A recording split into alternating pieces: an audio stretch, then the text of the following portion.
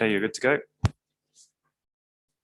Right, thank you very much. So that's concluded the private matters item. Moving back to the agenda to item 10, and item 10 is budget monitoring report for the period 6, that's 2021-22. Who wishes to lead on that? Shall I start, Jim? Sorry, can you hear me? Right, okay. Yeah. Well, good morning, members. There's Lucy Hume and Duncan Ellis here today to answer questions and the more technical stuff. I'll just give a very brief overview. This is the report for the first 6 months from April to September. The current projection is that by the end of the year, we will have a small underspend of 78 to 79,000. So we're aiming to balance the books for this year. I have to say, I'm very grateful to Serco for not invoicing us. It keeps £2 million in our bank accounts. As you would expect, our parking income this year is up, along with planning building control. I think the good news is because we've got quite a lot of cash floating about at the moment, we've not had to engage in any long-term borrowing to pay the finalised bills from the reef. So that's a plus. The recommendations is that 40,000 is to be released from the investment save reserve for the planning section 106 software. Can I just say, I think that that is a very important recommendation. And I'll just give an example. If you go to the crossroads at North Walsham on the bypass at the moment, you will see some contractors there working away on a new skateboard park on trackside. That is a scheme that has been initiated and done by North Walsham Play.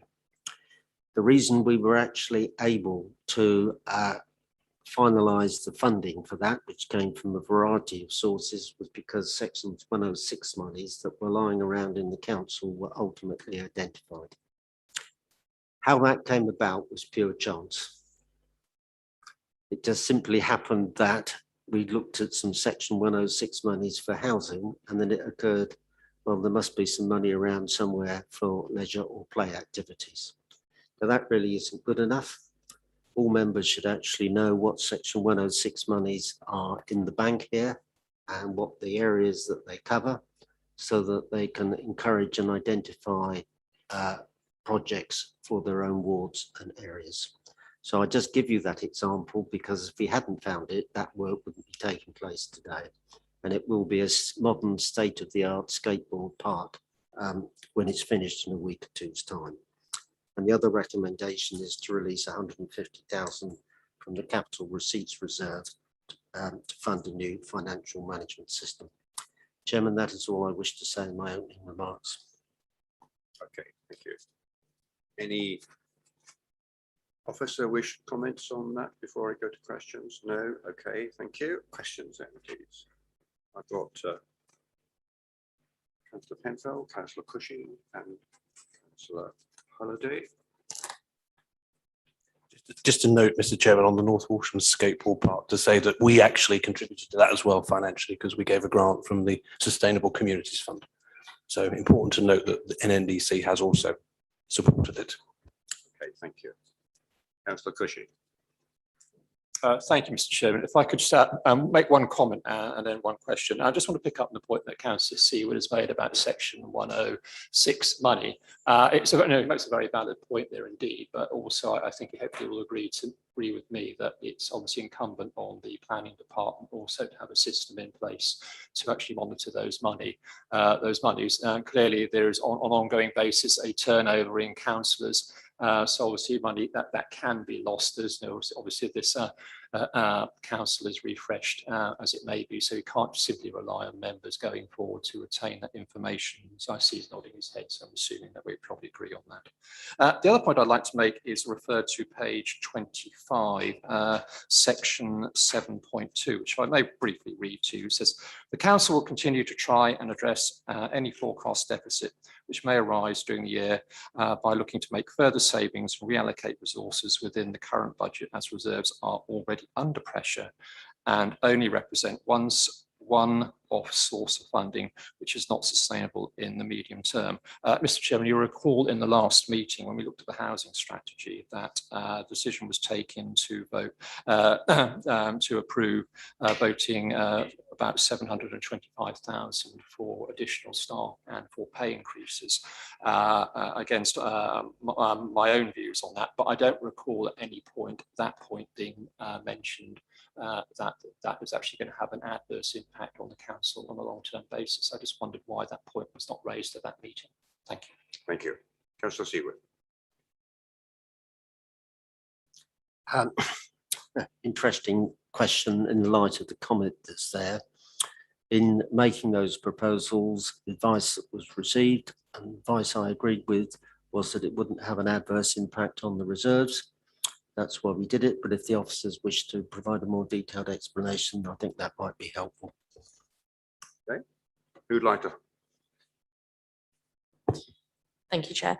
So what I will just say on the reserves point is, we have kind of reserves that are earmarked for specific purposes and for specific service areas, and that would support the spending and the improvement of those services. And we have contingency type reserves. So we would be looking to make sure those contingency type reserves are not touched as much as possible. So if there's something really catastrophic, they are there. When setting those levels of contingency reserves, we do look at the levels of earmarked ones we have available to us. So with respect to the point about the housing paper, the reserves that are being spent as part of that were already earmarked for housing and homelessness. So they have not had an adverse effect on the contingency type reserve levels that we would potentially use to have to fund any unanticipated shortfall. Okay, I take the point from Officer Hume in terms of doing that, but I do think it's something that should have been highlighted at the time, because clearly it does have a long-term detrimental impact on our overall finances in the council. So could I just follow that up myself? So are you confirming that the that particular term used in paragraph 7.2 is indeed one that you would stand by as being wholly accurate? Yes, I think so. I think it's fair to say that the reserves are under pressure. We have had a reduction in reserves over recent years as we've looked to improve services and sustain levels of service as well without making large cuts. So I don't think that's an untrue point. Okay. Councillor Holiday. With reference to the tree planting strategy that we're going to discuss later, where's the cost of trees in this budget monitoring report?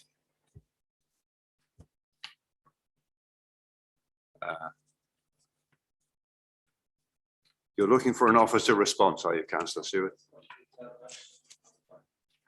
Well, I just say, whilst they're looking at a general point, a year ago, a sum of £300,000 was allocated for climate change, and it's within that budget that I'm expecting the money for trees to come.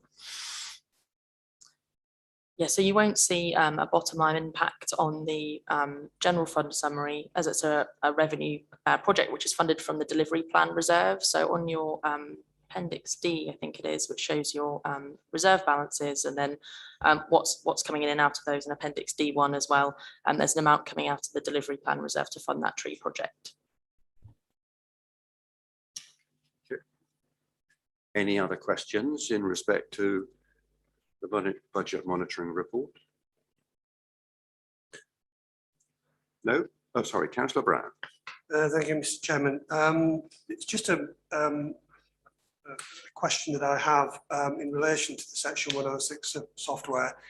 I think historically the allocating of Section 106 funding has been sort of passed between the planning sections and the finance section. So I'm just wondering whether this software is wholly for the benefit of the finance section. Just a bit of clarity on that, if I can ask for an officer response.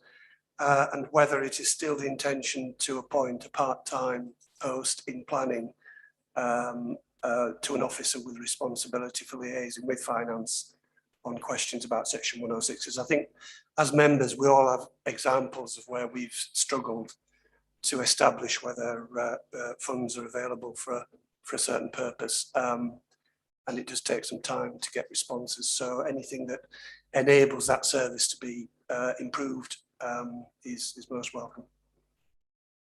Okay, thank you. Mr. Blatch. Thank you for that question. There is an outstanding audit recommendation in respect of how the council records section 106 obligations, both in terms of when the section 106 agreement is signed. So that's a commitment in advance. And many of those payments come at critical milestones within a development window. So they don't flow immediately, and they may come sometime in the future. The authority, as I say, the internal audit has identified an area of weakness for the authority for the reasons which Councillor Seward and Councillor Cushing have mentioned this morning.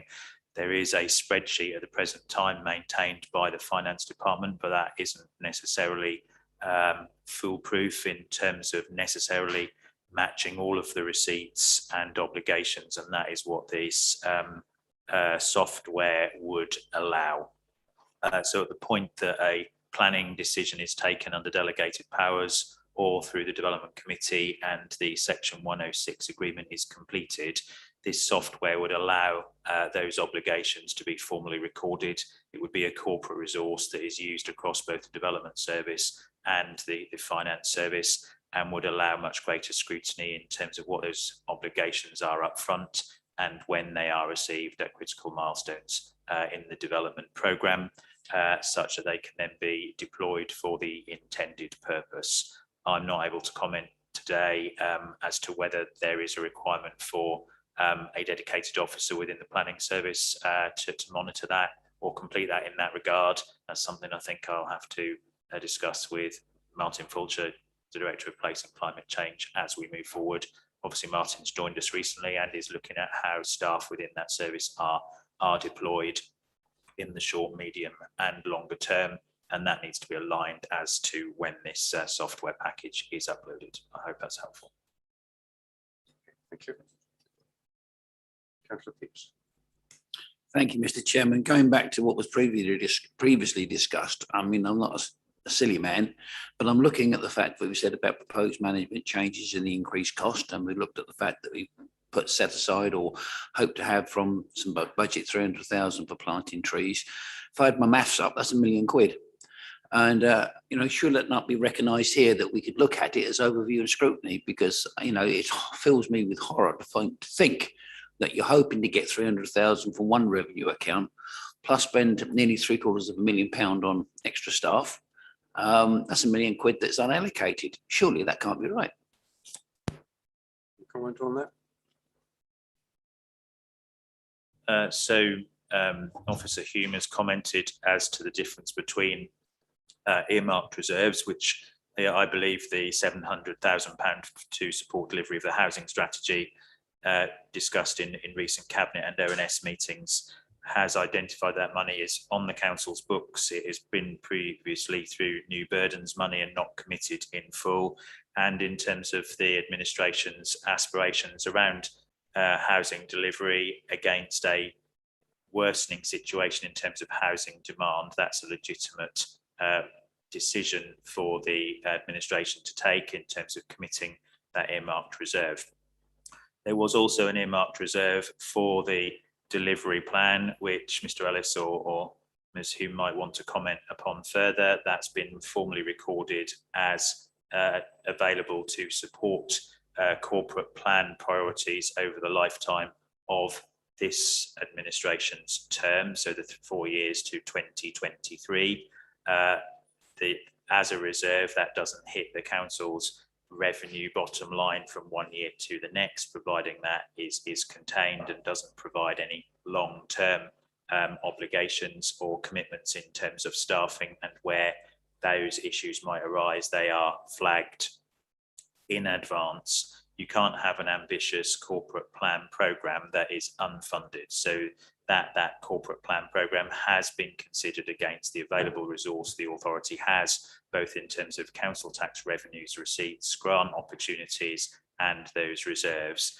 And I think the previous answer that Ms. Hume gave around the contingency for reserves in emergency situations addresses the principal issue around whether the 300,000 is sufficient to deliver the climate change programme at this time.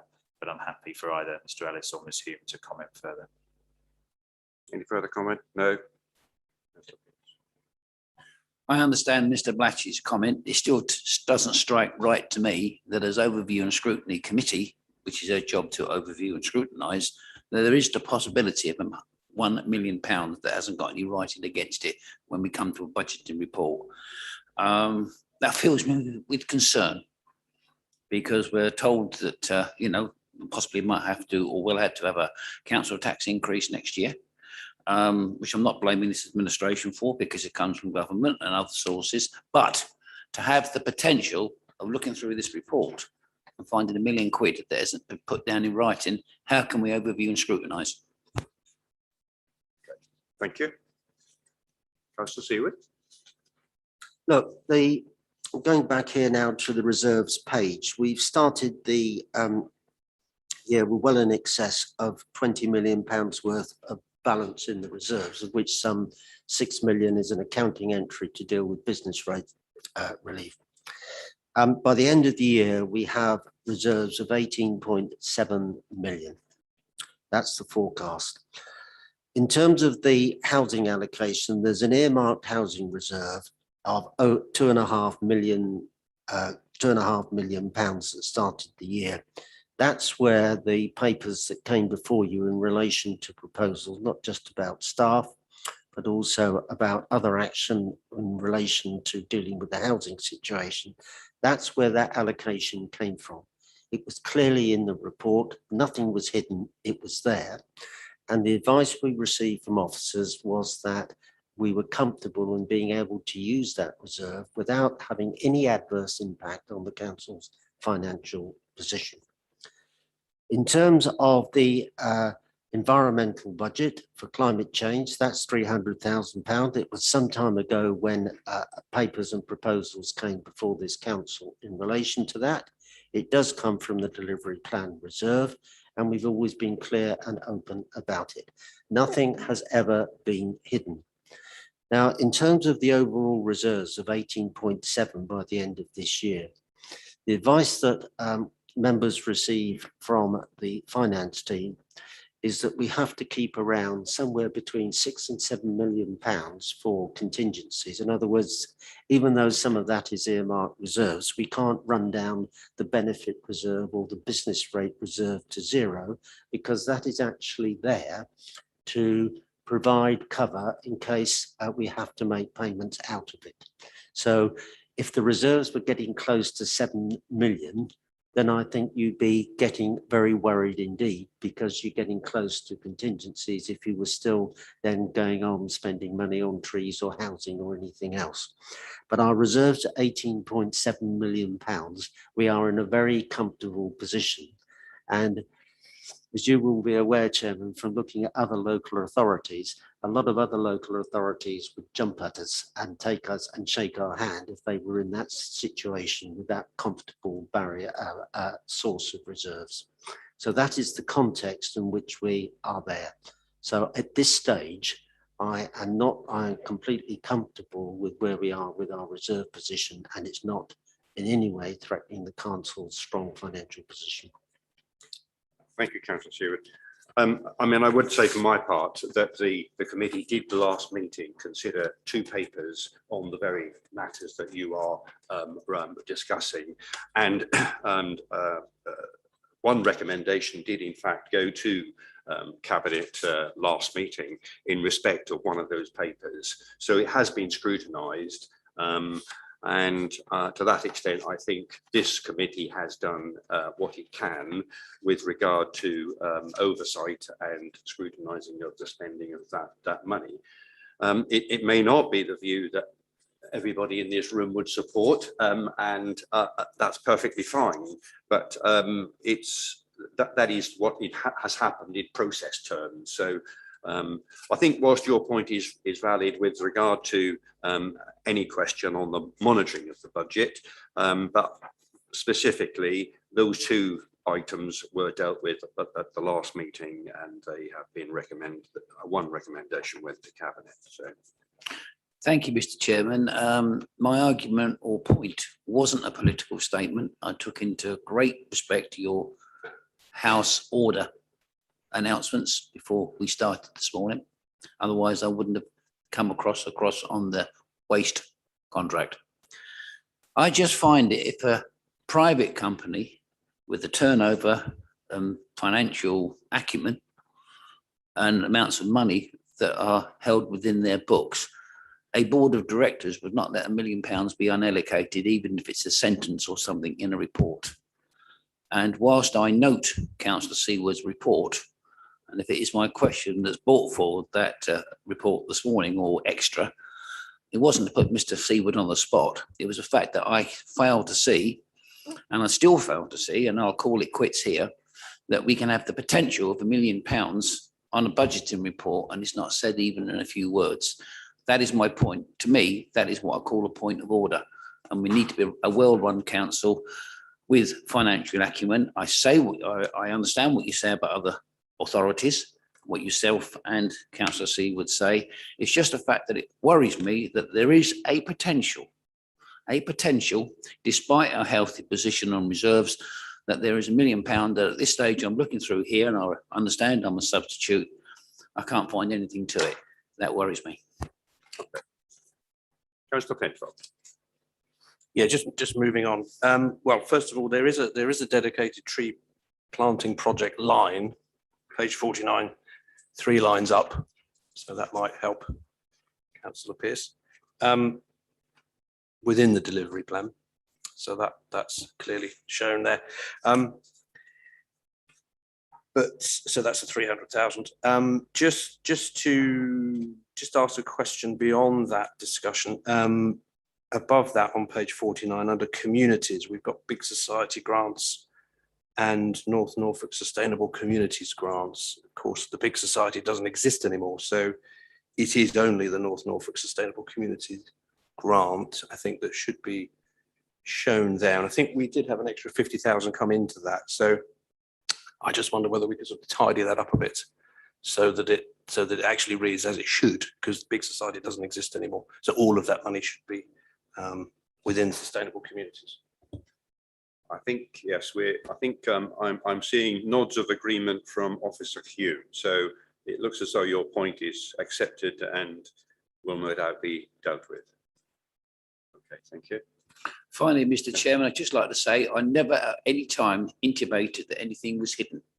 I revoked that. I never said that anything was hidden. I just said, from what I can see on here, I couldn't find anything for it. And that was my point. I wasn't making anybody was hiding anything. Point taken. Any other comments? Councillor Brown. Yeah, Mr. Chairman, thank you. Yeah, it's just worth reminding, reminding Councillor Pearce that it's a corporate plan objective to plant a tree for each and every citizen in the district. It was a measure that was part of the manifesto on which this administration was elected. I think we could be no doubt, especially this week and last week, in view of the events in Glasgow, that we really do need to do this. And we need to find the money for it. Well, we need to allocate the money that we've already made available for it. There is a much bigger picture that perhaps Councillor Pearce is slightly missing. Thank you. We'll come to that, I'm sure, in more detail further on in our agenda. Any other points that anybody wishes to make? Sorry, Councillor Withington. Thank you. I'd like to move from trees to cars, please. In terms of our income that we're receiving from the electric charging points, it looks from these figures that we received so far that we've received around £5,000. And although we haven't spent all the budget yet, because I understand that's with Bank Loc yet to come on stream, it looks like we're getting a reasonable return on the investment that we've made from electric charging points. So I was just wondering what the sort of view is at the moment on us expanding that out as a potential income stream, or whether what we're anticipating that income to develop into in the future. Councillor Seawood, do you have a position on that? Well, might be Councillor Lloyd might be better placed than I am to say where we should be moving once we've done the existing car parks. Electric charging with the increasing use of electric cars should be generating income. And therefore there should be a financial return for this investment, some of which of course comes from government grants and is likely to continue. I would expect there could well be some expansion, but I mean, I'm not privy to any particular discussion over that, or Councillor Lloyd or officers might have some views. Councillor Lloyd. Thank you. It's a good question, actually. We have been monitoring the usage of the points, the 34 points installed across the district now. North Walsham's about to come online very soon. I'm reliably informed. The paper, I wasn't expecting this question, but there was a paper, I think it was in December 2019, which outlined our predictions with regard to these charging points paying for themselves over a period of time. I don't have that data in front of me now, but what we are seeing, I can tell members that what we are seeing is an increasing number of charging activities on these points, and it's on a graph, it's gradually going up. So yeah, they were always intended to make money. Around about half the money came from OLEV, which is a government fund. The rest was funded by the council, which we expect to repay in a number of years. And I'm sorry, I don't have that data. Caught on the hop with that question, but I'm happy to come back to Councillor Withington with that data, if you like. Okay, thank you. Mr. Ellis. Morning, members. Thank you, Chair. I thought it would just be useful just to add to the comments from Councillor Seward and Councillor Lloyd in terms of the future of the rollout of that programme. There is a further action within the corporate plan and the delivery plan to review that initial phase of work, and part of that will be around a business case. As we've already mentioned this morning, there is income being generated from those units. I think the future potentially as well for our tourism economy will be around the fast charge units. So those units that we've installed to date support areas where people can't necessarily park their cars on their drives. So there might be houses of multiple occupancy, flats and things like that. So they struggle to charge their cars on the road. So lots of those points are there for overnight charging, and that's where the grant funding is coming from. But there is a piece of work that will be undertaken to assess the viability and success of that scheme and look how we can roll it out.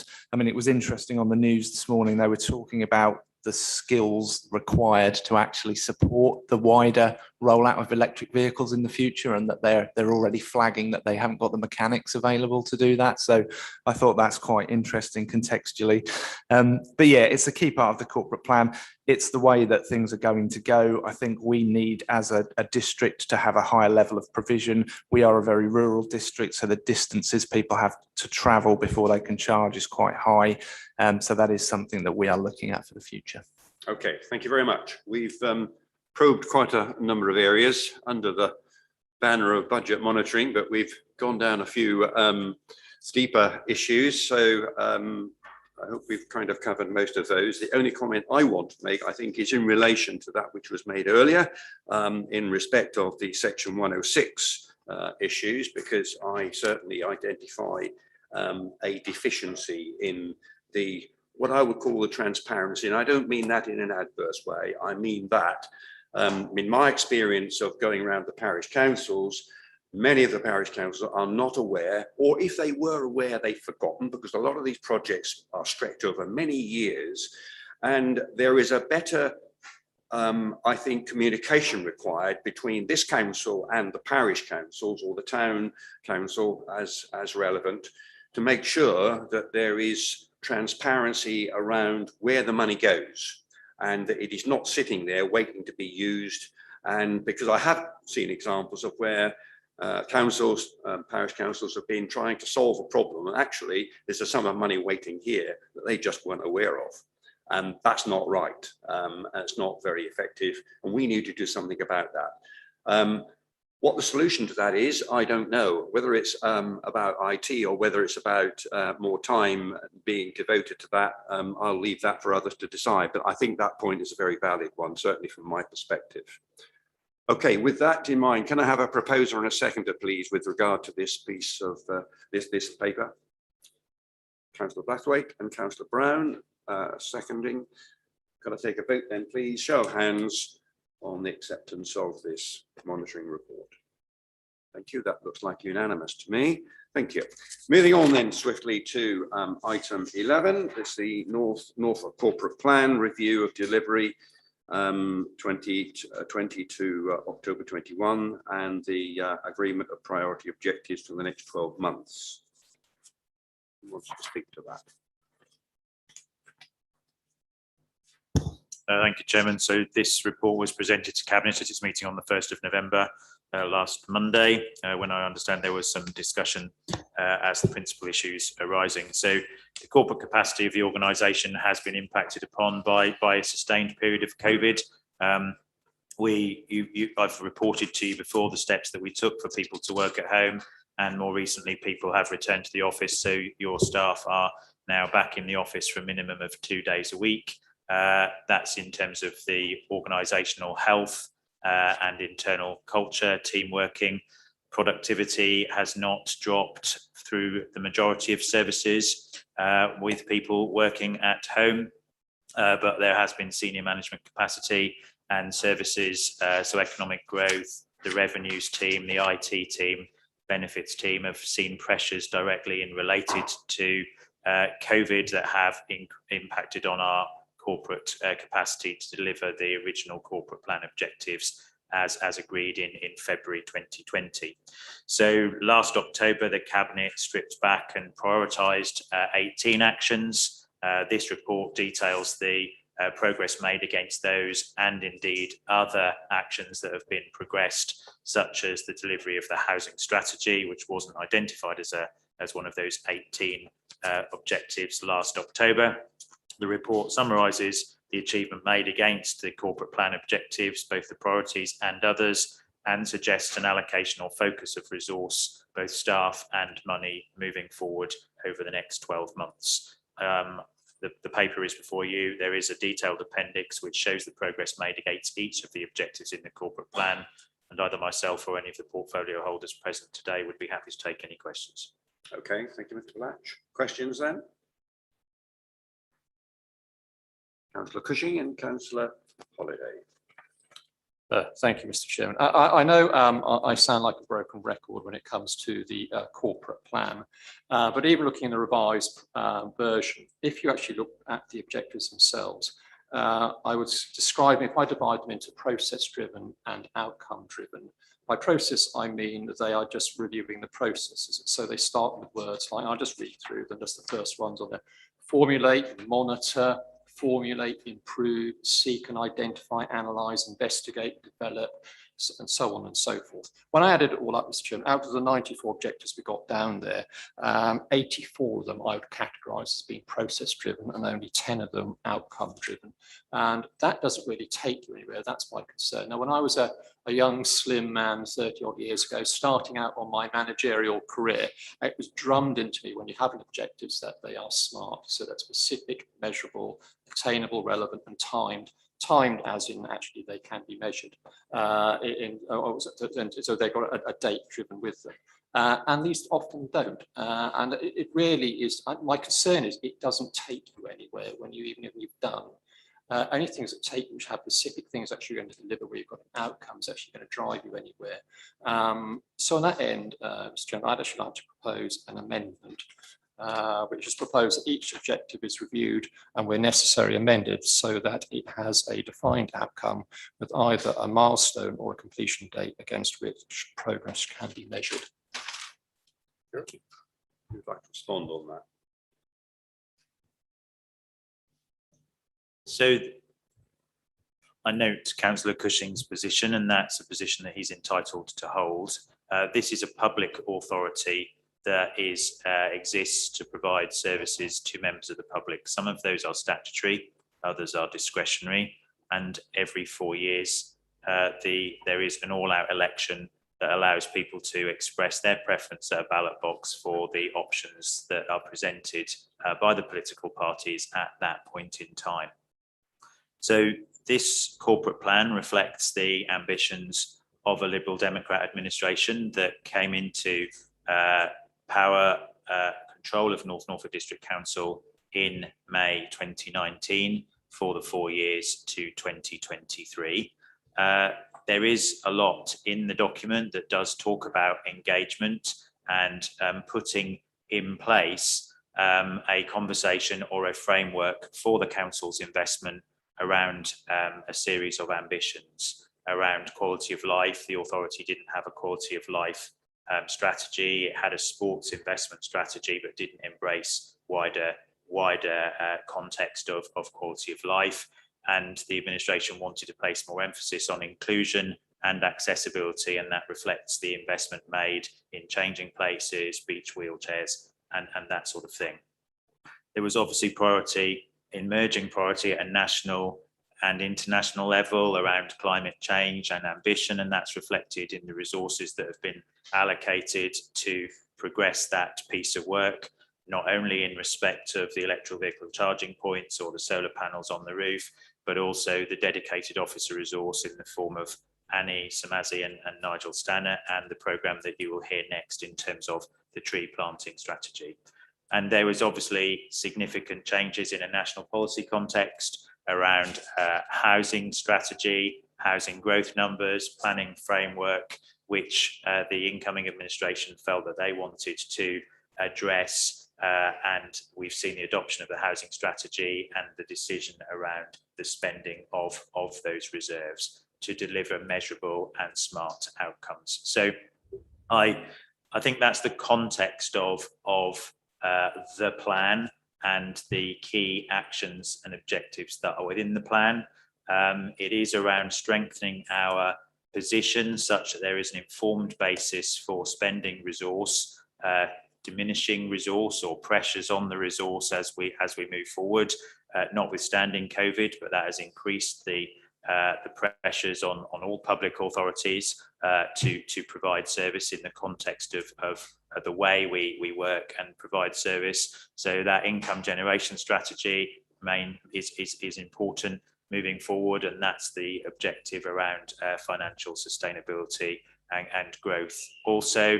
And there was obviously emphasis placed on improved customer service. And we've got a new customer service strategy, which again has measurable outcomes attached to it and has recently been agreed and is being rolled out with a programme of training and staff development and system improvement. I don't know whether I think there's three cabinet members in the room this morning. I don't know if any of those wish to add further to what I've said in terms of the specific responsibilities that they have. But this report is intended based on the feedback that was made over a period of time through this committee and others around whether there was transparency over the original dates and aspiration and the dates that had been changed previously.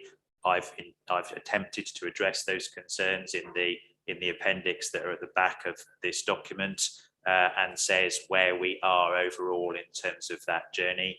The journey has had to be significantly amended because of the issue of COVID, which obviously is universal and has impacted upon this community as much as any others, although thankfully our overall rates of infection throughout have been low.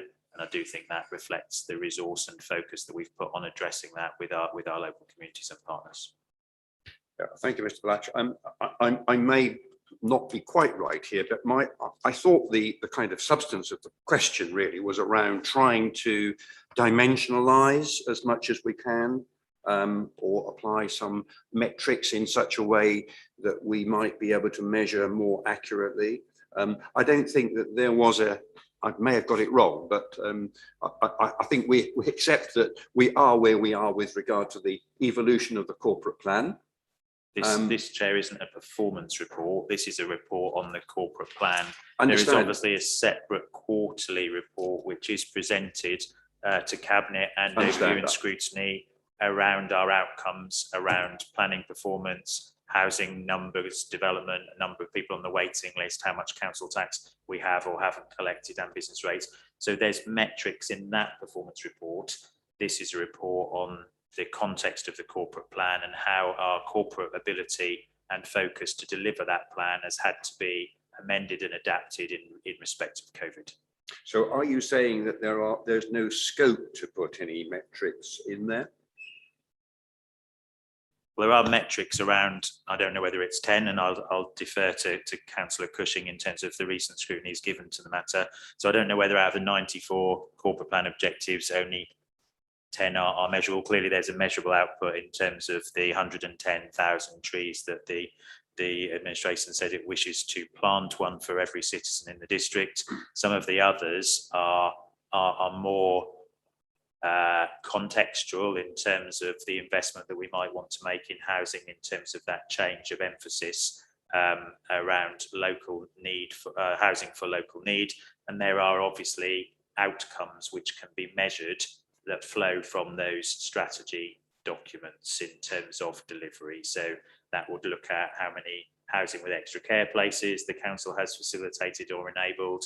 It will look at the delivery of the new leisure centre, which you're going to see shortly, and then there will be consequential metrics that flow from that in terms of rates of participation, whether that's school children, whether that's old people, and we would expect to see the benefits of that investment flow through in terms of health outcomes, but they are not immediate. It's around providing the context for that quality of life improvement, and some of that will be long-term into the future. So the measurable will be the deliverable outcome of a £12 million leisure centre, from which there will be consequential benefits that will flow over time.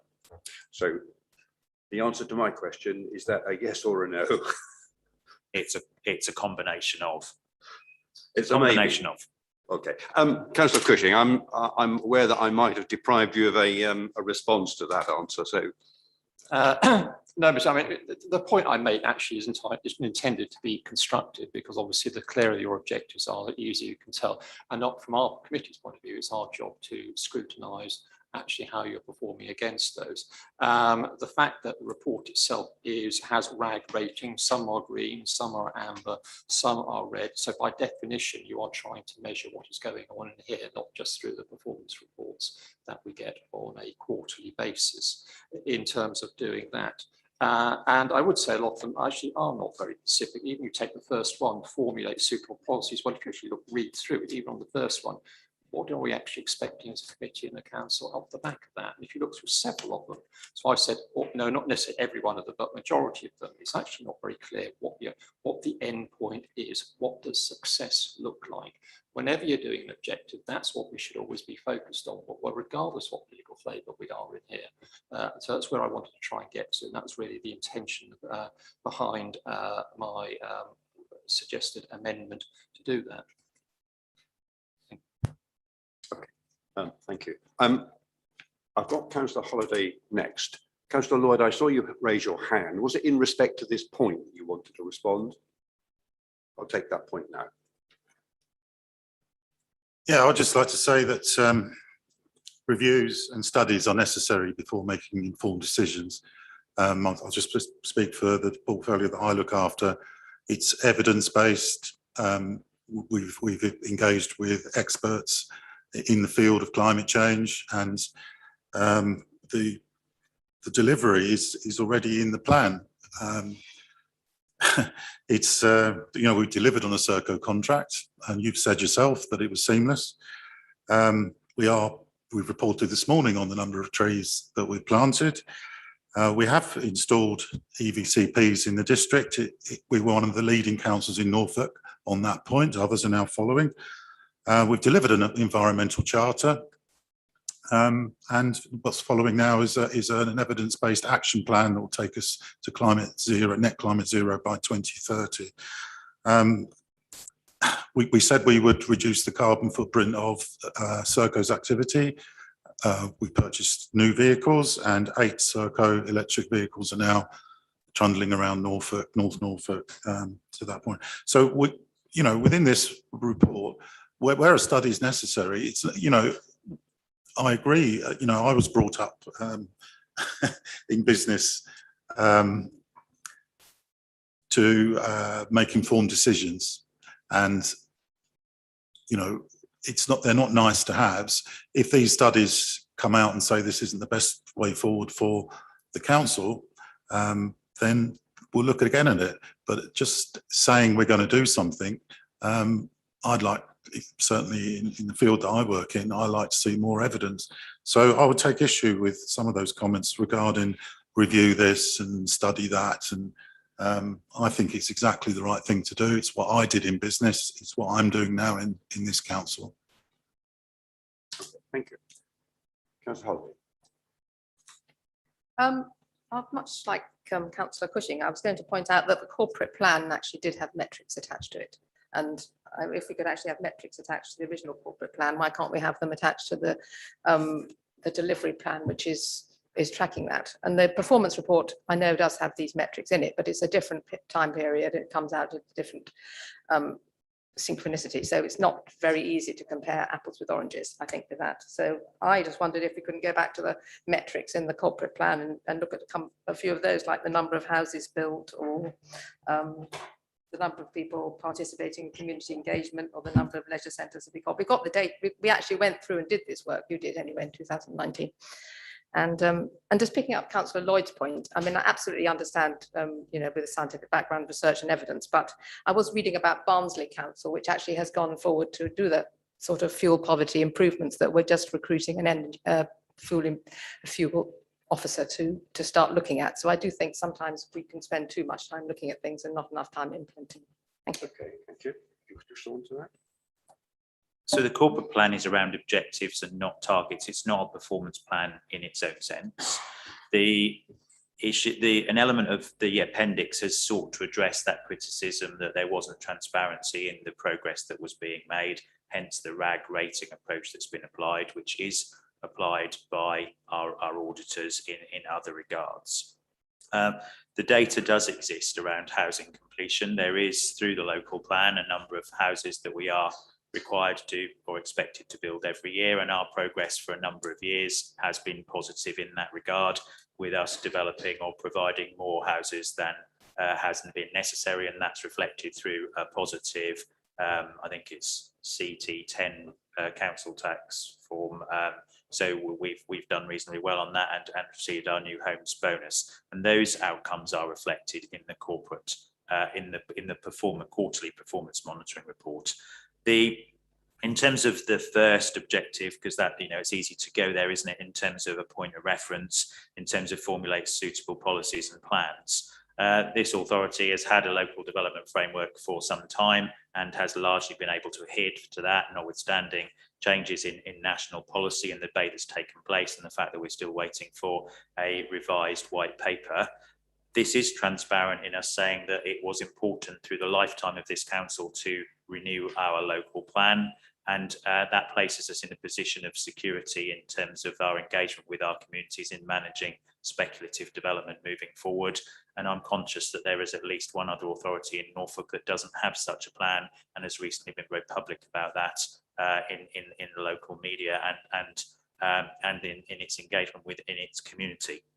So the fact that in terms of that first objective around the developing a new local plan, the fact that that progress has been made and that is shown in green, I think is a public statement of our position that that work is on track. It doesn't address the issue of detailed metrics in the way that has been asked, but those metrics are measured and reported elsewhere. If there is an opportunity as we move forward to a new council beyond 2023 for that greater scrutiny or focus or alignment to be achieved, that's something that officers are very happy to engage with members on now as we move forward in terms of how we prepare the organisation and our communities for those conversations around a new corporate plan into the future and what will be important to measure as part of that process. But we can't change the original objectives of the corporate plan midway through a council term, because that wouldn't allow accountability in terms of that journey. So this is a refinement based on the comments that have been made around transparency, around whether we hadn't met many of our original objectives. That's why the extra date original timescale delivery column was put in relative to where we are now as against the October 2020 priorities and any revised timescale for delivery. And it was intended that the RAG rating allowed for there to be openness, transparency and scrutiny of that position moving forward. Okay, thank you. I've got Councillor Brown and Councillor Penfold. Thank you, Mr. Chairman. Yes, I just want to respond to Councillor Cushing, who selected objective 1 on page 61, which deals with the progress of the new local plan. I'm pleased to be able to add to what the Chief Executive has just mentioned, that it is on track to go to public consultation immediately after Christmas, mid-January, we anticipate. Progress has been nothing short of spectacular by the team in terms of dealing with the pandemic, in terms of dealing with the challenges, as the Chief Executive mentioned, from the white paper. And the fact that we do have to consult with the public and deal with the challenges that the pandemic presents in that aspect of the development of the plan. I just take exception to the comments from Councillor Cushing on this particular aspect of the corporate plan, because I know how diligent and how hard the planning policy team have worked to keep this on track in terms of its statutory and outcome timetable. So I'm perfectly satisfied with the progress on this aspect of our corporate plan. Thank you, Councillor Brown. That also helps me, because only last night I was telling, and the night before, come to that Parish Council should expect sight of the new local or the Regulation 19 stage of the consultation in January. Having told them in July, I think it was, that we were expecting it in September. But you know, I don't make that point adversely. I understand as to why that's the case. But from the grassroots point of view, it does kind of look like a very long time scale, and I think we have to understand that. Right, Councillor Penfold. Thank you, Mr. Chair. Just before I need to zoom off, actually, on page, a slightly different point, page 58. Climate, coast and environment, just the top bullet point there around ensuring that the carbon impact of all activities are evidenced in relevant decisions and so on. That I'm assuming isn't talking about just activities and decisions that are made within climate, coast and environment. That is across all the work that we are doing as a council. So I just wonder. That's correct. And yeah, and there is conversation ongoing with Emma Denny, Democratic Services Manager, about the committee template that would allow that to be fully recorded in all decisions made by the authority moving forward. And we hope to be able to have that in place immediately in the new year. Thank you.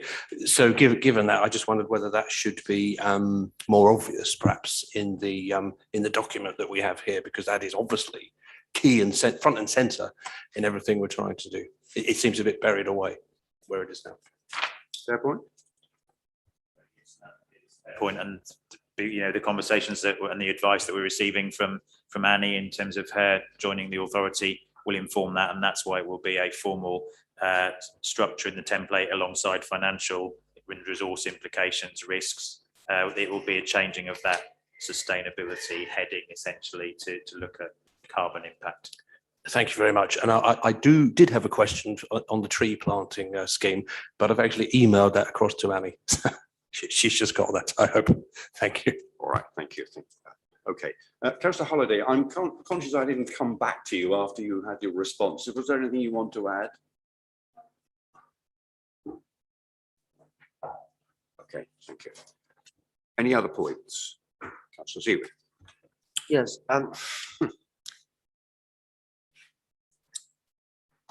Yeah, thinking through what's been said and what's in this paper, it's a matter of, I suppose, approach and the difference between an objective and actually a target. And the primary purpose of this paper for me was that the council should be aware of our revised priorities or themes for the next 12 months. And there's 18 of them there. But if you're talking about a target or a matrix, I mean, the target for the local plan is that it's completed in January and goes out to public consultation for a certain period. That's your target. If you want continued investment in temporary housing accommodation, you go back to the paper that came before the cabinet in October, and that talks about the increased investment in temporary housing. That gives you a number, and you could put a timescale into when it becomes actually in place. If you're talking about repurposing the high street, well, that's quite straightforward. By the end of March, we are required to have completed certain things on the HAS program in a story. So all I'm saying to you is that in future reports that will be coming to the committee, again, ditto with trees, by the end of March, we're meant to have planted another 40,000. That's the target. It's quite straightforward. So these are themes and objectives and how we wish to be there. But in terms of performance and reporting actually on things, there are some of these that jump out to you very clearly that there is a target and a time scale, and that has to be reported upon and judgments can be made against it. Okay, thank you, Councillor Stewart. I'm conscious of the time and I'd like to wrap this matter up. Can I have a proposer and a seconder with regard to this paper, please? Councillor Brown and Councillor Spagno. Seconding. Could I have a show of hands then, please, on the recommendations? Okay, and those against? And myself abstain. Right, okay, can we then move forward to item 12, which is pre-scrutiny of the tree planting strategy? Do you want to lead on this, Councillor Doyle, or are you? No, I'm happy to introduce it though. When this just really sets out how, where, what, and the legal implications of the tree planting project. Yeah. Of which the detail will be happily provided by Annie Samaisi. Okay. Thank you. Okay. Thank you, Chair. So I'll take members through the strategy today as opposed to the paper, which I purposely kept quite Could I just say that there is an expectation that members have already gone through it in some detail. So I think if we can probably move to matters of questions more than kind of going through it, because as I said earlier in my sort of preamble before the meeting, there is certainly an expectation that every member will have read it. So it might save time if we do that. Yep, but if there's fine. any highlights that you want to make, by all means say so. No, I'm fine to move on to questions. Okay. Right. If we then move to questions, Councillor Brathwaite. Yes, thank you very much. This is a very good report and I'm very pleased to have read it. My only question is, do we concentrate on trees at the risk of forgetting other forms of carbon capture? I understood from a Broadland Future meeting I recently attended that Broadland peat is responsible for capturing 18% of the nation's carbon. And as most of that peat is in the Hickling ward, I would say my ward is responsible largely for capturing 18% of the nation's carbon. And I would say that I would point out that trees actually hinder peat to a certain extent. They dry it out. So I'd just like to say there are other ways of capturing carbon other than trees. Thank you. Thank you for that, Councillor Brathwaite. I thought you were going to say that Yeah, I thought you were going to speak on behalf of hedges for a while. But you've certainly surprised us with Pete, and not that your point is in any way invalid, because I know it's been made on various programs recently that is indeed the case. But I guess this is about tree planting, isn't it? Rather than the bigger question about how does one find the bigger goals in terms of carbon sequestration. Yeah, I suppose one of the points that the strategy draws out is that we're planting trees for sort of three broad reasons, one of which is carbon sequestration, but actually probably the most important reason is around biodiversity and trying to create new habitat. So I think in terms of the delivery of trees, that's probably the biggest thing that we can celebrate through this project.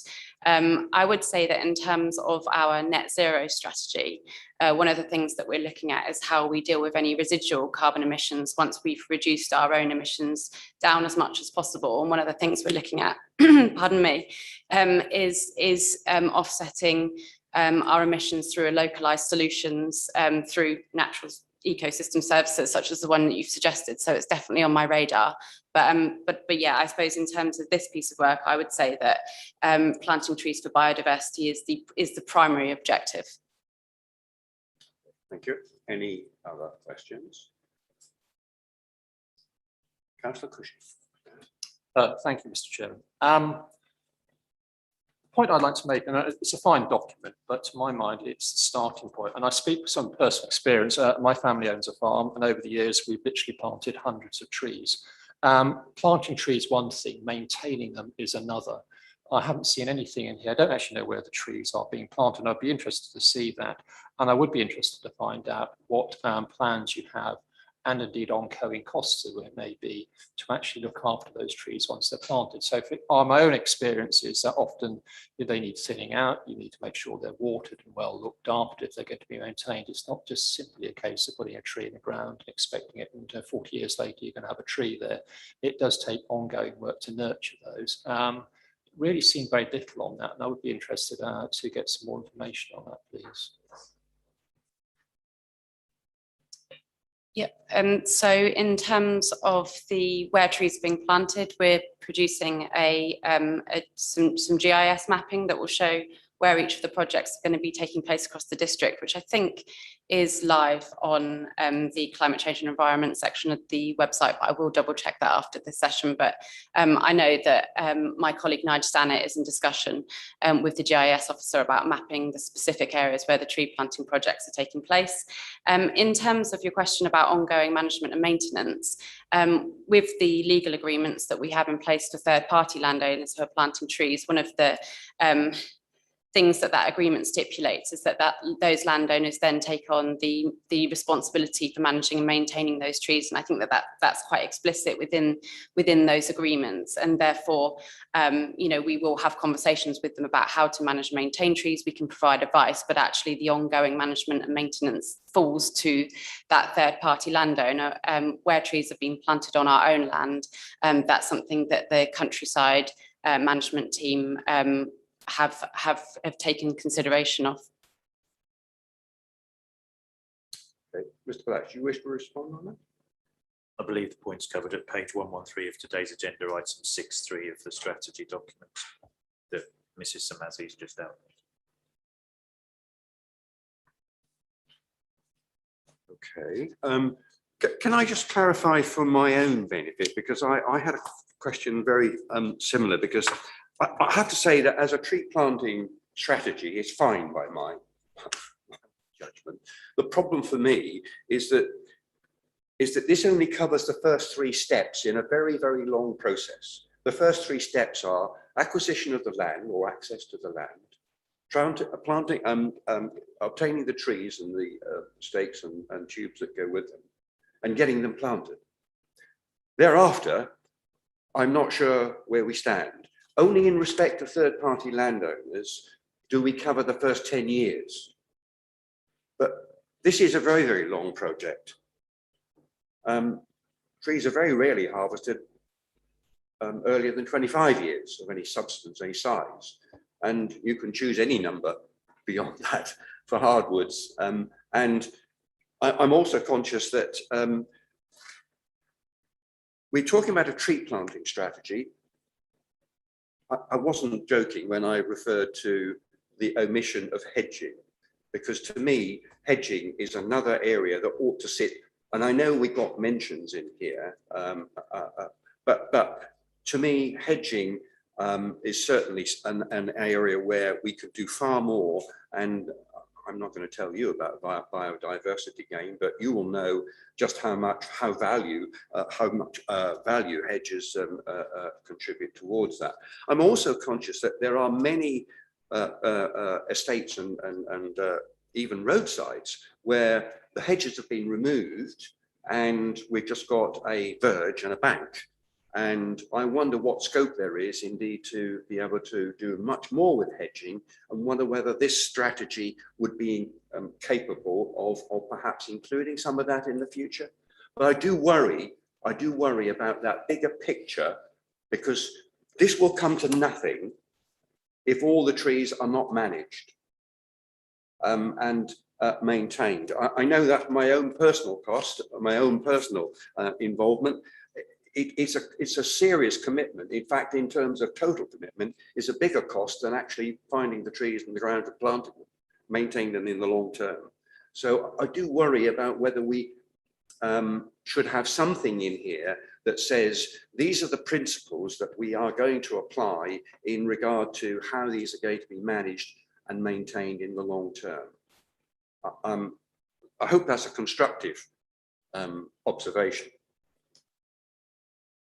I suppose my comment on that is obviously in terms of the third party landowners, the legal agreement which they sign, it is a commitment to take on that ongoing management and maintenance. I suppose in terms of officers, I could include more detail in here about how officers are communicating with people who are planting trees and explaining kind of the advice that we are providing to ensure that trees are planted effectively and that they are going to survive. I think it might be more helpful if you were to set out how the long-term future was going to be managed, and in particular how that management and maintenance was going to be delivered. Perhaps the various, I wouldn't expect precision from you right now, but I think it may be just certain principles would be really helpful in getting the message over that this is just the start to a very long process. Can I leave that one with you? You can. I know. I could see Rob. Yeah. No, I just wanted to supplement what you were saying there, Chairman, if I may. I mean, this is a strategy, so it's not an operational sort of management document. But what I think we probably could do is to include a mention that we will provide guidance and information about ongoing tree management and maintenance issues, so that's, you know, we can disseminate best practice if you like. So this can give the sort of the hook to hang that on, but I think that operational guidance is something which doesn't necessarily sit within a strategy. Does that help? Wasn't expecting that. No, was expecting the principles to be set out. Absolutely. So to that extent, it would give, if you like, a wider strategic look at what the future and how, recognizing that this is not the end of the story. It might be the end of the objective in terms of planting 110,000 trees, but it's not the end of what one shouldn't lose sight of the essence of this is about carbon sequestration and biodiversity gain, isn't it? That's very clear in the document. But so it's really about how we kind of get that bit wider picture. Absolutely, and I mean it is an internal strategy in that respect. So it's about how we achieve our corporate goal of planting that number of trees. And your mention of hedgerows is very pertinent. That there's a section dealing with that 3.2, but we had extensive discussions within the board about the inclusion of hedgerows and concluded that they were valuable for so many reasons. They might not sequester quite as much carbon as a fully mature tree, but you know that's not the sole purpose. So absolutely, you know, this sort of states that. Mr. Blash, did you wish to respond on that? Well, just in terms of tying back to the previous discussion of the last item, there is on page 108 and 9, and the key measurable targets and metrics that can be managed. So that's how many trees will be planted over what time window.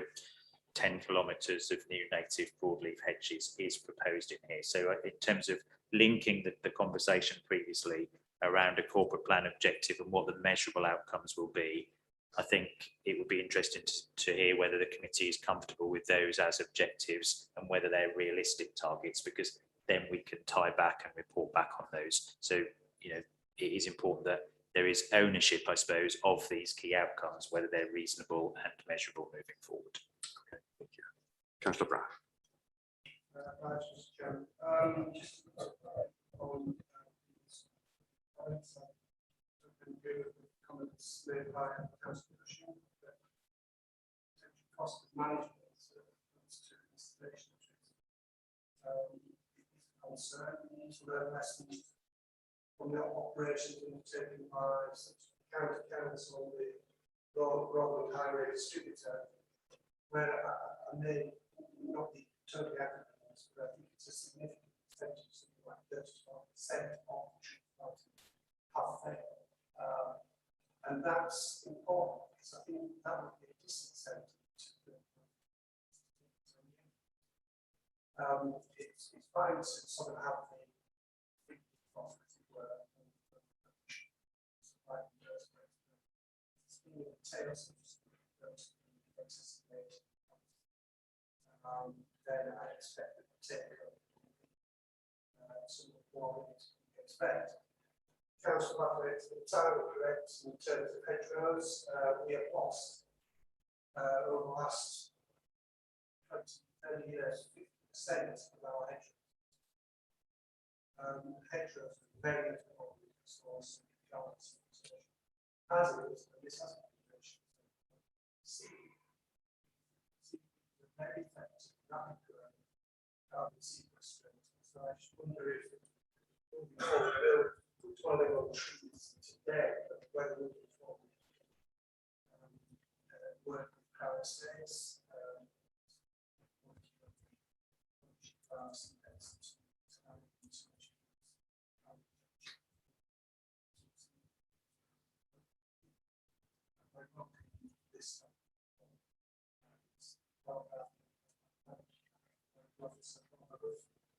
Thank you, thank you. I think you both raised points that are not specific to this particular consideration, but they are specific, they are relevant to the wider picture, and perhaps we may be able to pick those up in some other way. Yes. And probably hear more about them another day. I'm sure. Councillor Bathwaite. Just a quick on hedgerow management. Hedgerows are frighteningly clipped back every year with flailing machines often, and hedgerows should not be cut more than once every 3 years. So the fruits fall down to the animals and biodiversity that is dependent on them. And the other thing about hedgerow, it can be used to form green corridors across the country, which is absolutely vital for the whole of the country. Thank you.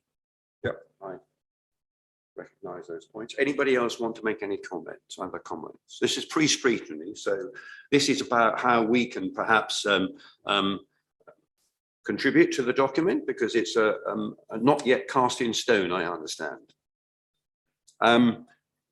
So maybe could we have greater mention of hedges, reflection of hedges here? Could we even call it a tree and hedging planting strategy? I'd have to see how that would, well, I don't know how to answer that really. I mean, in obviously, yes or no will do. I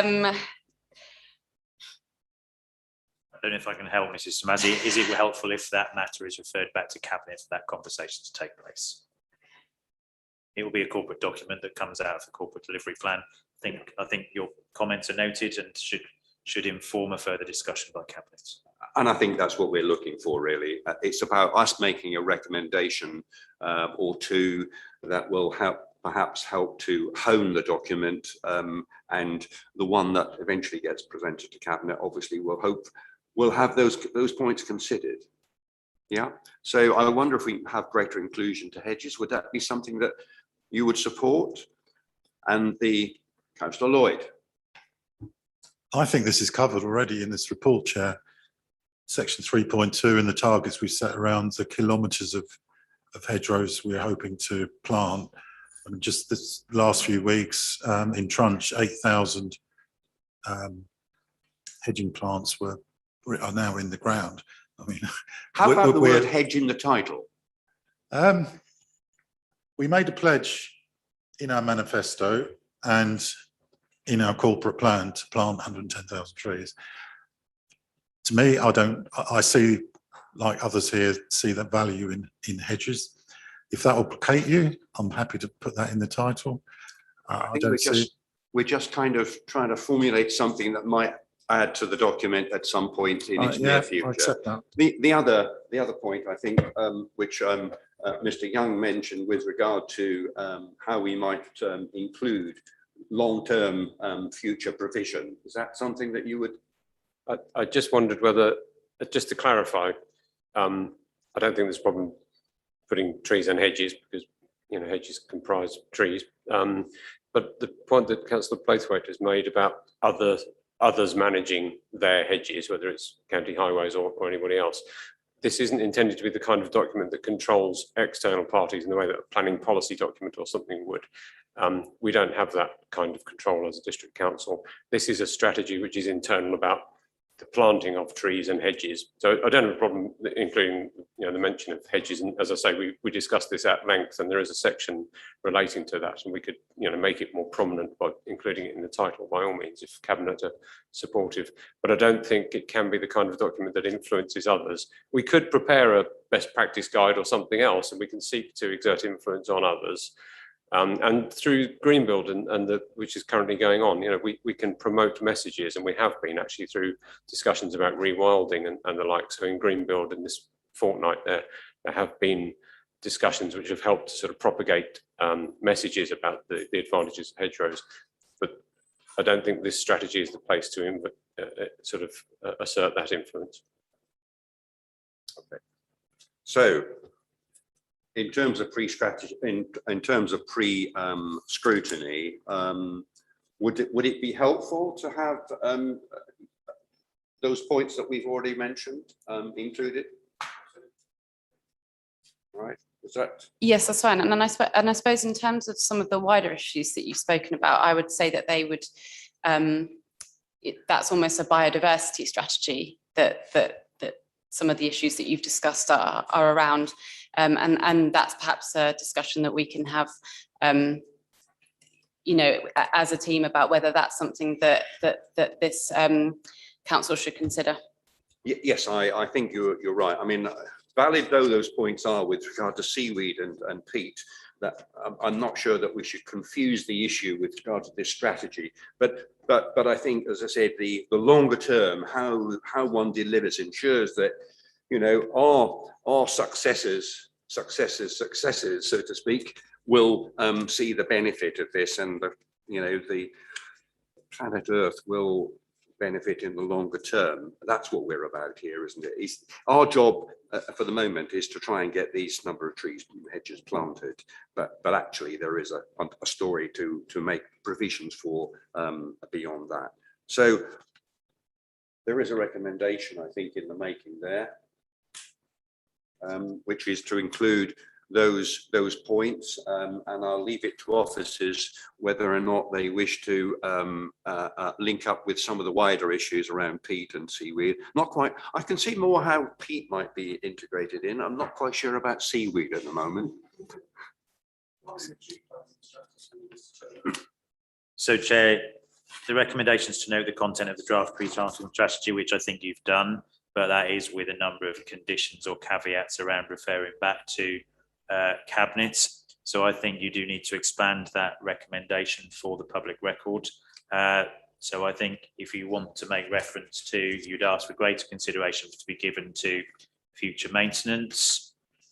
You'd wish for the issues around hedgerows to be noted and possibly included within the strategy title, and you'd like wider issues or consideration of thought to be given possibly through a separate biodiversity strategy as it relates to carbon sequestration, peat, and potentially seaweed. Are people comfortable with that as a formal recommendation? Because I don't think, unless you're not just noting, you have some concerns, and I think that needs to be recorded for the record. Absolutely right. Councillor Bradford. Can I just ask that salt marsh then be included in that? Salt marshes are incredibly good at carbon Happy with salt marshes? Peat, salt marsh, and seaweed. Right. Okay. So I couldn't have summarised it better. Are we comfortable to make that recommendation as part of this pre-scrutiny exercise? Do I have a show of a proposer and a seconder? A show of hands, please. Thank you. That's unanimous. Right. Moving on to item 14, Cabinet Work Programme. Yep. Just in the interest of the amount of time we have left, I think everyone's seen it there for review.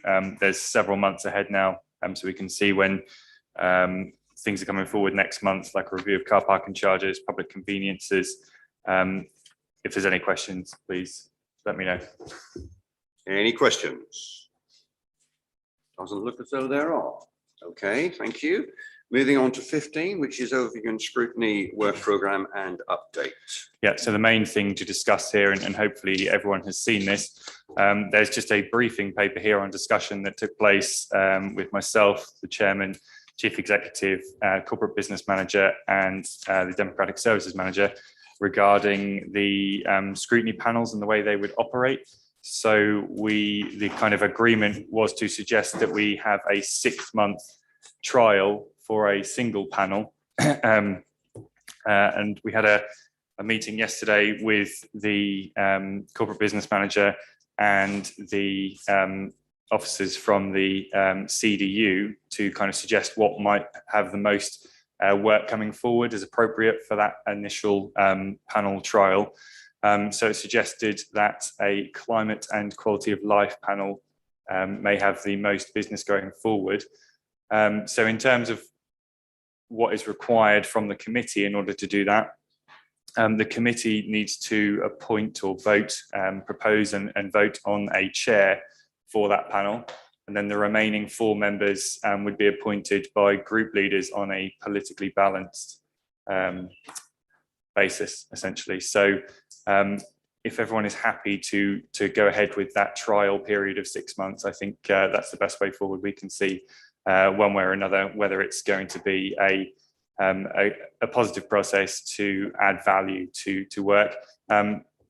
One key thing I suppose I would say, and this has been a concern throughout for everyone involved, is that the panels will not look to replicate any work done at the committee. So if there are projects that are being monitored at committee level, such as the High Streets and Heritage Action Zone project, or although now has almost come to a close, the Sheringham Leisure Centre project, they will not be discussed at panel level because we're not looking to replicate work here. We're looking to add value and make best use of everyone's time. So if there's any questions or anything like that, I'm sure myself, chief executive or corporate business manager would be happy to answer those questions. Otherwise, I would suggest if anyone kind of agrees or has any comments on that climate and quality of life theme, which we think has the most potential coming forward over the 6-month period ahead of us. And if anyone feels that they would be interested in chairing that panel, just remind them it does have to be a committee member for the chair, although all other members of the panel do not have to be scrutiny members. Okay, thank you very much. So, Councillor Rex. Chairman, can I just get clarification on that last statement? You're saying that the chair has to be a scrutiny member, but the rest of the panel don't have to be members of the scrutiny panel? Committee, yeah. So as we've done with previous working groups, task and finish groups, we've had, so the MTI working group is an example. You've had at the time, it's been mixed. You've had cabinet members on there, you've had scrutiny members, as with the Beach Huts task and finish group, you've had scrutiny member as chair, if I remember correctly. Yes, it was, yeah. And then we had non-scrutiny members on the panel. So it's full, basically to allow wider member inclusion if anyone's interested in that. So it can be cabinet members, chairman of other groups. I think in this case, as their scrutiny panels, we would ask cabinet members to attend on items relevant to their portfolio, but we perhaps wouldn't expect cabinet members to be a member of the panel, so to speak. Okay. Okay. So as a group leader, you could appoint somebody. That's other than yeah, that's your always the appointee problem. It's what they're scrutiny. tied up with and what they're already doing. I'm just trying to see exactly what the remit is and who can and cannot. So technically, cabinet members, no. Presumably myself as chair of GRAC is still no.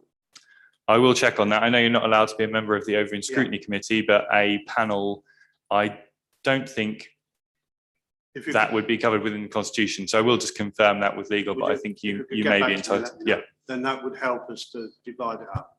Thank you very much. Okay, thank you. So just to break this up into stages, really, parts. Are we happy? Are you happy? Are you content to move forward to a operation of a trial of a panel? Councillor Cushing, you have a question? Yes, which I would say I'm certainly supportive of the principle indeed. But I would like just a bit more clarity about what the first panel is actually going to be set up to be looking at. Do we have that information at the moment? I don't think there's anything clear yet. What was suggested yesterday when meeting with officers from the CDU, they have kind of a list of potential projects coming forward. It looks like a lot of those are on that suggested theme. Perhaps the first meeting would be to go through those and see what might be appropriate. I think there are certainly projects in there that lend themselves to being discussed at panel level to feed into that and add value to those projects in the early stages. There are probably others that don't kind of warrant that involvement.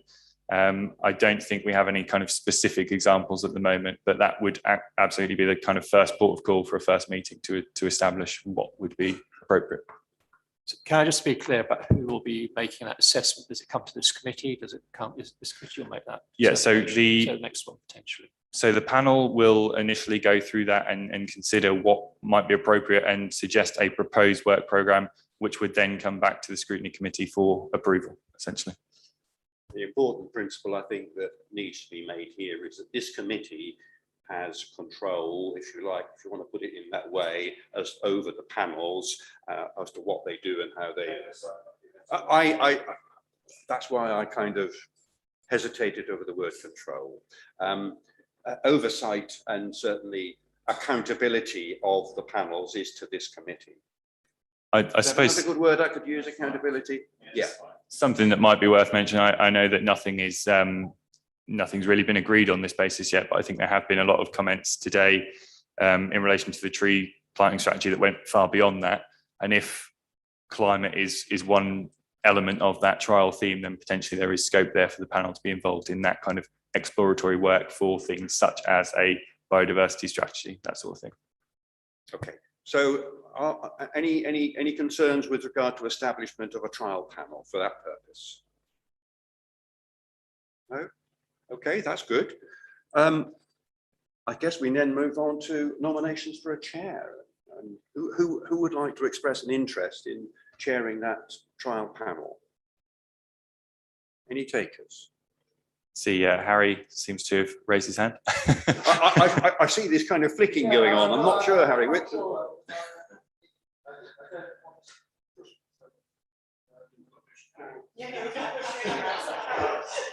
Should we push you then?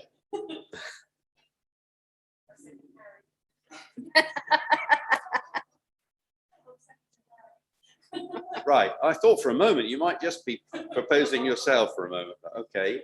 Right. Okay. So we've got one. Do we have any other nominations?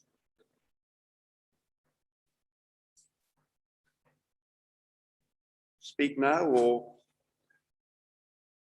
Okay. It's a question of kind of, I think it's going, gone, I think, because in the face of no other nominations, Councillor Blathwaite, you are nominated as the chair of the first panel. Congratulations on that. Thank you very much. Right, okay, and I think the second or the third point really is that the panel be made up by appointees from group leaders. That's correct, isn't it? Yeah, so there'll be 4 remaining positions that need to be appointed on a politically balanced basis. So that would be on the basis of 2, 1 and 1, would it? Yes, I expect it will, yeah. Okay. Are you happy to run with that, Councillor Brown? Thank you, Mr. Chairman. Are we content to run without a vice chair appointment on the basis that we would appoint a vice chair perhaps during each meeting? I'm just wondering if Councillor Blathwaite is Yeah, not yeah. able to. If you feel necessary, you can propose a vice chair. Yep. Okay. So would we like to appoint our own vice chair? I suppose one thing to consider is that those remaining appointments will be done by a group leader, so it might be worth doing that at the initial meeting once the remaining members have been established. Yeah. Okay. Happy with that. Right. So that's covered, I think, the 3 elements that make up this trial. You require a proposer and a seconder and a formal vote on this? Yes, for record's sake, yeah. I think we had, so Harry was proposer and Emma was the seconder. Can I just, yeah, show That's hands? with respect to the chairman. Yep. And I really wanted to be sure that the setting up of the panel, the chair and the appointing process was formally recorded. Yeah. Yep. Okay. And do you require a proposer on those sort of 3 stages? So that would cover all the. Yes, if someone proposes they accept to commence the trial panel. Councillor Varley is proposing. I'm just wondering, Mr. Chairman, whether we should have a proposer for Councillor Blathwaite as chairman other than Councillor Blathwaite for due process. Yep. Would you like to second? Yes, I will quite happily second. That'll be fair. So with those proposer and the seconders, can we have a show of hands then, please, to the establishment of these panels and get them up and running? Okay, or rather, just the one panel. I have to say that this is a trial, and depending on how that goes, we will then, and also how the flow of work goes with regard to the delivery plan, we will then look at setting up further panels thereafter. That's the direction of travel that we want to do. And undoubtedly, it does help the capacity of this committee. And I think it gives us the opportunity of adding more value to the level of work that we're likely to consider. So that's the reasoning behind it all. Right, okay. So that's covered the update. As far as the work programme is concerned. Yep, just to note very quickly, we are expecting, I know that Steve Hems, I think, has left now, but we are expecting Serco officers to attend the next meeting to raise questions on the implementation of their contract, essentially, and obligations that haven't been met yet. We are potentially arranging a workshop in advance of that to discuss those issues. We are also expecting the Enforcement Board update at the next meeting, which was delayed from today, essentially. So, and then there is also the performance monitoring report on there. Something I will say is the Sheringham Leisure Centre project review is on the work programme for December. Obviously, that facility is not yet open, so that's going to be delayed, I expect, until we want perhaps 3 months of opening until that review takes place. So perhaps February would be a more appropriate time to do that. Whilst I'm quickly on that Sheringham Leisure Centre, I will just note, as we're heading there shortly, Rob has stated that we can park in the new reef car park. So that's if you coming from kind of our direction, go past the facility, turn left immediately after and park behind the main building. Right, okay, thank you. And I Mr. believe Young, we've got lunch arranged there as well, is that right? Yes, there is lunch after the tour, yeah. So Mr. Young and Councillor Gay have left so that they are there to welcome us and obviously speak with partners. So that's why they've just left the meeting. Yeah, I guess so. Right, okay. Are you happy then to note the work programme? Yep, and the update. So we've done that. I think that completes all the work on our agenda today. So thank you all very much indeed. I formally close the meeting.